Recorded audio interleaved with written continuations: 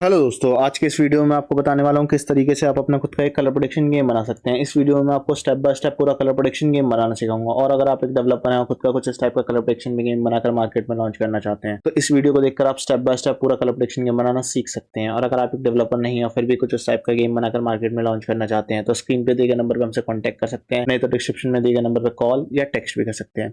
Game बनाने के लिए आपको तीन चीजों की जरूरत पड़ेगी। सबसे पहला आपका होस्टिंग, दूसरा डोमेन, तीसरा सोर्स कोड। होस्टिंग और डोमेन मैंने ऑलरेडी होस्टिंगर से परचेज कर लिया। परचेज करके दोनों को आपस में कनेक्ट कर लिया। कनेक्ट करने के बाद कुछ आपको इस टाइप से डैशबोर्ड देखने को मिल जाएगा। सोर्स कोड में हमने ऑलरेडी परचेज कर रखा है। तो आपको सिंपली क्या करना है, सर्च के ऑप्शन में आना है। सर्च के ऑप्शन में आके आपको यहाँ पे फाइल टाइप करना है। फाइल टाइप करने के बाद फाइल मैनेजर पे क्लिक करना है। Access file of Dubai club,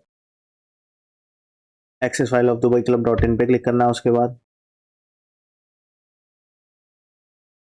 public underscore HTML open करना है। ओपन करने उसके बाद राइट साइड आपको टॉप पे यहाँ पे अपलोड का एक बटन देखने को मिल जाएगा। उस पर क्लिक करने के बाद आपको दो ऑप्शन देखने को मिल जाएंगे, फाइल और फोल्डर। फाइल पे क्लिक करना है। फाइल पे क्लिक करने के बाद आपको जो भी सोर्स कोड की फाइल है वो आपको सिलेक्ट करनी है। सिलेक्ट करने के बाद यहाँ पे ओपन पे क्लिक कर देना। राइट साइड कॉर्नर में देखेंगे हमारा जो सोर्स कोड है वो अपलोड होना स्टार्ट हो गया है। जैसे ही हमारा सोर्स कोड यहाँ पे अपलोड हो जाएगा सिंपली उसको सिलेक्ट करना है। सिलेक्ट करने के बाद राइट क्लिक करना है। राइट क्लिक करने के बाद हमें एक्सट्रैक्ट का ऑप्शन देखने को मिल जाएगा। उस पर क्लिक करना है। चूज फोल्डर में डॉट टाइप करना है। डॉट टाइप करने के बाद एक्सट्रैक्ट बटन पे क्लिक कर देना है। उसके अंदर जितने भी फाइल्स एंड फोल्डर्स थी वो एक्सट्रैक्ट होकर हमें सोना स्टार्ट हो जाएगी। स्क्रॉल डाउन करके नीचे आना है। जो भी हमारी जिप फाइल है उसकी हमें कोई नीड है नहीं, तो सिंपली मैं क्या करूंगा उसको फाइंड करके यहाँ से डिलीट कर दूंगा। डिलीट करने के बाद मैं वापस से अपने डैशबोर्ड पे आता हूँ। डैशबोर्ड पे जाने के लिए सिंपली मेरे को डैशबोर्ड पे क्लिक करना है। डैशबोर्ड पे आने का मुझे डैशबोर्ड पे एक डेटाबेस का ऑप्शन देखने को मिल जाएगा। उसके आगे मैनेज का बटन होगा, उस पर क्लिक करना है। रैंडमली अभी मैं कोई भी एक डेटाबेस यहाँ पे क्रिएट कर ले रहा हूँ। क्रिएट करने के लिए सिंपली मेरे को क्या करना है, यूजर नेम, डेटाबेस का नेम, यूजर नेम, डेटाबेस का पासवर्ड एक सेट करके क्रिएट पे क्लिक करना।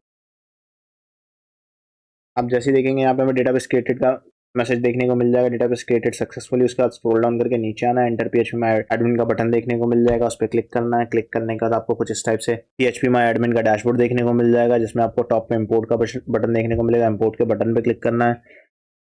चूज फाइल में आपको जो भी रिलेटेड डेटाबेस है आपने जो भी डाउनलोड करके रखा है उसको आपको सिलेक्ट करना है। सिलेक्ट करने के बाद ओपन पे क्लिक कर देना है। ओपन पे क्लिक करने के बाद स्क्रॉल डाउन करके नीचे आना है। इंपोर्ट के बटन पे क्लिक करना है। तो जो भी आपके रिलेटेड डेटाबेस की टेबल्स हैं वो यहाँ पे इंपोर्ट होकर शो होना स्टार्ट हो जाएंगी।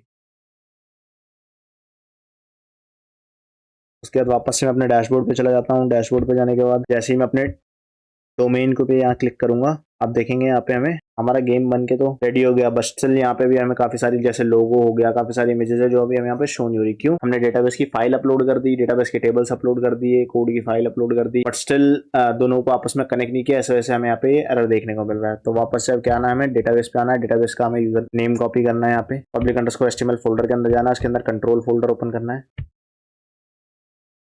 Activity dot PHP file open करनी है सिंपली। उसके बाद यहाँ पे मैं डेटाबेस के डिटेल्स यहाँ पे अपडेट करना है। अपडेट करने के बाद यहाँ पे सेव कर देना है। सेव करने के बाद कट करूंगा मैं। कट करने के बाद डीबी एक्शन फोल्डर ओपन करना है। फाइल ओपन करनी है। वहाँ पे भी हमें अपना डेटाबेस का यूजर नेम, पासवर्ड और डेटाबेस का नेम अपडेट कर देना है। कट करना है। पब्लिक अंडरस्कोर एचटीएमएल फोल्डर पे क्लिक करूंगा। एडमिन फोल्डर ओपन करना है। एडमिन फोल्डर के अंदर भी हमें कंट्रोल फोल्डर देखने को मिल जाएगा। एक्टिविटी डॉट पीएचपी की फाइल देखने को मिल जाएगी। यहाँ पे भी हमें डिटेल्स जो भी हमारी सारी अपडेट करनी है सेव कर देना है। बाद डीबी एक्शन फाइल ओपन करनी है। यहाँ पे भी हमें डेटाबेस का name, user name, password update करना है, सेव कर देना है, कट कर देना है। वापस मैं अपने डोमेन पे आता हूँ। डोमेन पे आने जैसे ही मैं आपको यहाँ पे रिफ्रेश करूंगा, आप देखेंगे अब जो हमारा लोगो, जो भी इमेज मिसिंग आ रही थी वो सारी चीजें यहाँ पे लोड होकर शो होना स्टार्ट हो जाएंगी। इसके बाद आ जाते हैं हम इसके एडमिन पैनल पे। एडमिन पैनल पे जाने के सिंपली आपको डोमेन के आगे स्लैश एडमिन टाइप करना है। कुछ इस टाइप से आपको एडमिन का लॉगिन डैशबोर्ड देखने को मिल जाएगा, जिसपे आपको लॉगिन बाय डिफॉल्ट आपको यूजर आईडी पासवर्ड मिलता है, जिसको आपको लॉगिन कर लेना है। एंटर मारते हैं, हमें लॉगिन सक्सेस का पॉपअप शो होगा। उस पर ओके पे क्लिक करते हैं हमें एडमिन का डैशबोर्ड शो होना स्टार्ट हो जाएगा। कुछ इस टाइप से आपको एडमिन का डैशबोर्ड देखने को मिल जाएगा, जिसमें all members, today new users, wallet balance, today recharge, total withdraw, today withdraw, ये सारी डिटेल्स आपको एडमिन के डैशबोर्ड पे देखने को मिल जाएगी। ऑल मेंबर्स में ओवरऑल एप्लीकेशन पे जितने भी मेंबर्स हैं उनकी डिटेल्स आपको देखने को मिल जाएगी। टुडे न्यू यूजर्स में जो आज नए यूजर्स रजिस्टर हुए हैं उनकी डिटेल्स आपको यहाँ पे देखने को मिल जाएगी। वॉलेट बैलेंस में ओवरऑल एप्लीकेशन पे जितने भी यूजर्स हैं उनके वॉलेट बैलेंस आपको यहाँ पे देखने को मिल जाएंगे। टुडे रिचार्ज में जितने भी यूजर्स ने आज रिचार्ज किया उनकी डिटेल्स आपको यहाँ पे देखने को मिल जाएगी। टोटल रिचार्ज में ओवरऑल एप्लीकेशन में अभी तक कितना रिचार्ज हुआ उसकी डिटेल्स आपको यहाँ यहाँ पे देखने को मिल जाएगी। टुडे विड्रॉ में जो भी आज भी विड्रॉ हुआ होगा उसकी डिटेल्स आपको यहाँ पे देखने को मिल जाएगी। टोटल विड्रॉ में ओवरऑल एप्लीकेशन पे कितने विड्रॉ हुए हैं अभी तक वो आपको यहाँ पे देखने को मिल जाएगा। उसके बाद आता है मैं यूजर लिस्ट में, ओवरऑल एप्लीकेशन पे जितने भी यूजर्स होंगे उनकी डिटेल्स आपको यहाँ पे देखने को मिल जाएगी। पर्टिकुलरली किसी यूजर्स की अगर आपको डिटेल देखनी है तो एक्शन के नीचे में व्यू मोर का बटन देखने को मिल जाएगा, उस पर आपको क्लिक करना है। जिस भी यूजर की आपको डिटेल देखनी है यहाँ पे आप पर्टिकुलर यूजर की डिटेल भी देख सकते हैं, जैसे joining date, mobile number, wallet, need to bat, password, user को एक्टिवेट डीएक्टिवेट करना, यूजर के अकाउंट रिलेटेड इन्फॉर्मेशन अपडेट करना भी आप यहाँ से कर सकते हैं। उसके बाद आता हूँ फंड ट्रांसफर में किसी भी यूजर के वॉलेट अगर आपको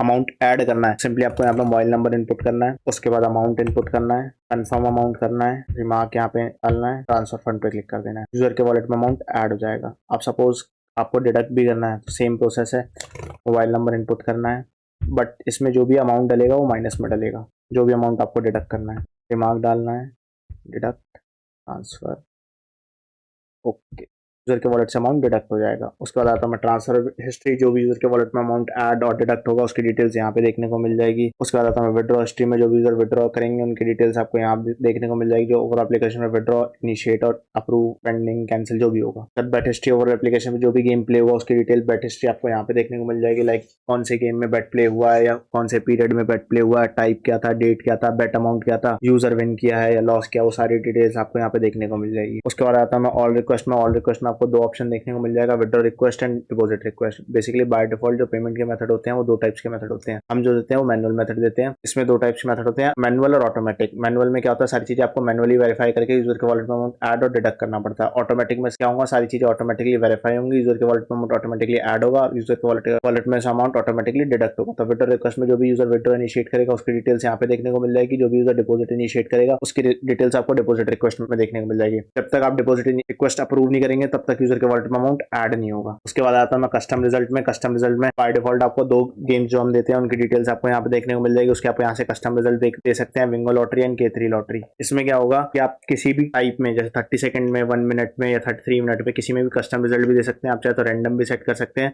बाय डिफॉल्ट जो इसमें सेट होता है वो लीस्ट अमाउंट विन सेट होता है, same as this for K3 में भी सेम चीज है। बाय डिफॉल्ट इसमें लीस्ट अमाउंट विन सेट होता है, आप चाहे तो मैनुअल भी दे सकते हैं, आप चाहे तो कस्टम रिजल्ट भी दे सकते हैं रैंडमली। उसके बाद आता है मैं कस्टम स्पिन में, स्पिन के रिजल्ट भी जो है आप रैंडम पे भी सेट कर सकते हैं, मैनुअल भी दे सकते हैं और कस्टम रिजल्ट पे भी दे सकते हैं, सेट कर सकते हैं। उसके बाद आता हूँ मैं सेटिंग्स में, सेटिंग्स में आपको बेसिकली मैंने जो आपको बताया था पेमेंट बाय डिफॉल्ट हम मैनुअल देते हैं, तो आपको यहाँ पे पेमेंट डिटेल्स जो है वो यहाँ सेटिंग से आप अपडेट कर सकते हैं, जैसे यूपीआई, यूएसडीटी, क्यूआर। सपोर्ट के लिए टेलीग्राम आप यहाँ से अपडेट कर सकते हैं, Telegram channel, WhatsApp, Instagram. User के होम पेज पे नोटिस रन करना चाहते हैं तो वो आप यहाँ से रन कर सकते हैं, यूजर को नोटिफिकेशन भेजना चाहते हैं वो आप यहाँ से भेज सकते हैं, एडमिन का पासवर्ड अगर आप चेंज करना चाहते हैं वो आप यहाँ से चेंज कर सकते हैं, विन रेंज जो होम पेज पे शो हो रही होती है वो आप यहाँ से अपडेट कर सकते हैं, different type of activity award set कर सकते हैं यूजर्स के लिए, इनविटेशन बोर्ड, रेफरल, 13 टाइप्स के रेफरल टाइप ऑफ बोनस आप यहाँ से सेट कर सकते हैं, जिसको यूजर यूज करके कुछ अमाउंट बोनस अर्न कर सकता है। उसके बाद आता हूँ मैं लेवल सेटिंग्स में, लेवल सेटिंग्स में आपको 3 ऑप्शन देखने को मिल जाएंगे, change first recharge commission, change bet commission, update recharge bonus. Update recharge bonus में आपको 3 टाइप के रिचार्ज बोनस यहाँ पे देखने को मिल जाएंगे जो आप सेट कर सकते हैं। इसके फर्स्ट रिचार्ज पे डिफरेंट बोनस आप सेट कर सकते हैं, सेकंड रिचार्ज पे आप डिफरेंट बोनस सेट कर सकते हैं, फोर्थ रिचार्ज पे आप different amount of bonus set कर सकते हैं। कमीशन में क्या होगा, इसमें 10 टाइप्स का आपको रेफरल कमीशन मिल जाएंगे, जैसे आपके फर्स्ट रिचार्ज पे आपके रेफरल को कितना कमीशन जाना है वो 10 लेवल्स तक आप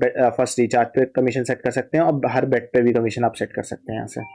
उसके बाद आता हूँ मैं इशूज़ में, जो भी इशू रेस करेगा उसकी डिटेल्स आपको यहाँ पे देखने को मिल जाएगी। उसके बाद आता हूँ मैं गिफ्ट जोन में, यहाँ से आप मैनुअल स्टेटस अपडेट कर सकते हैं। गिफ्ट जोन में आएगा यूजर के लिए, आप गिफ्ट कार्ड यहाँ से क्रिएट कर सकते हैं जिसको यूजर यूज करके कुछ अमाउंट रिडीम करेगा। उसके बाद मैं आता हूँ इसके लॉग आउट ऑप्शन में, फॉर द सिक्योरिटी पर्पस में अपना जो एडमिन पैनल है वो लॉग आउट कर दूंगा ताकि इसका कोई मिसयूज ना कर सके, कोई भी यूजर को विन या लॉस ना करा सके। तो इसी तरह की वीडियो अगर आप आगे भी देखना चाहते हैं तो प्लीज लाइक करें, शेयर करें, सब्सक्राइब करें गाइस।